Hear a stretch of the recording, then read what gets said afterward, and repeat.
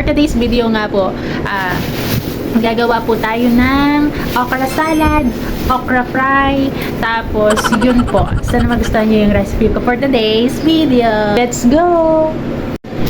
Dahil marami pa po tayong okra, ayan, binili ko po ito para talaga kay Papa.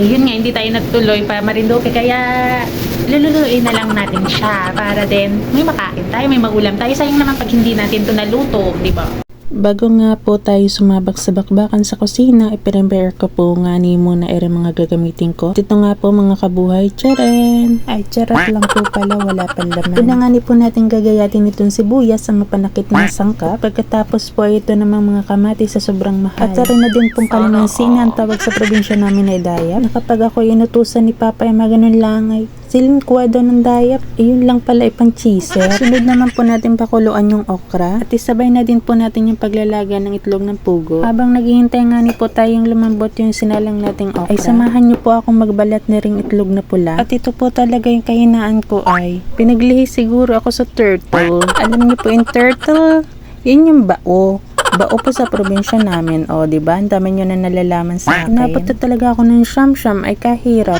Sobrang nahirapan talaga ako magbalat. At yun na nga po, nahulog, log. Kaya yan, naging hitsura. Siyempre po, lumambot na yung pinakulaan natin kanina. Kaya naman po, ito, ahunin na natin. Sa Marinduque po, yan ay tama-tama sa bagoong na isda. Mga kabuhay probinsya nga ni naman man din. Ay damo po sa tabi-tabi ay buhay na pamilya mo. Ay wag lang po lason ay, kundi bagay patay abot mo. Agoy Ay grabe naman po talagang sinubok pasensya ko dito. Ay ba't kalagkit baga naman na ring okrang ari.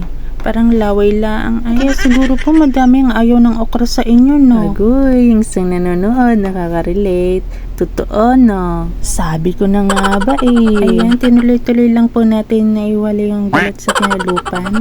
Yung opo pala. Sobrang hirap mga kabuhay. Grabe. Alam niyo po yun? Yung buong oras mo kinain na dyan. Ay sus naman. Ayan, fast forward na po tayo. Lahat po ng mga ginayat at binalatan kanina, isasalang na po natin dito sa mahiwagang dahong pinggan.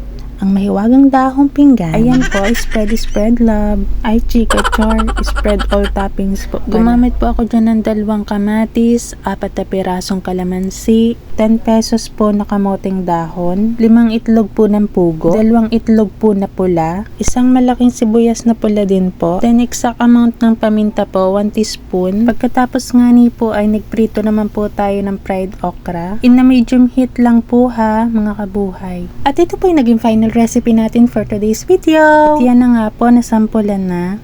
Kain po tayo mga kabuhay. At naniniwala po ako sa kasabihang, kapag kumain ka, buhay ka. Char, Ngayon lang ulit po kasi ako nakakain ng ganyan. Last kong kain po ng mga pasalad recipe, nung nasa Quezon pa po ako. Kasi nung nagtatrabaho po ako sa Lying In, ang laging ginagawa po ni Madam yung salad na pako na may mangga. Tamang-tama po talaga siya sa almusal, promise. Shoutout po kay Ma'am Beth at mga katrabaho ko dati dyan. Tsaka kay Nakambal, syempre sa Berlin, miss ko na kayo.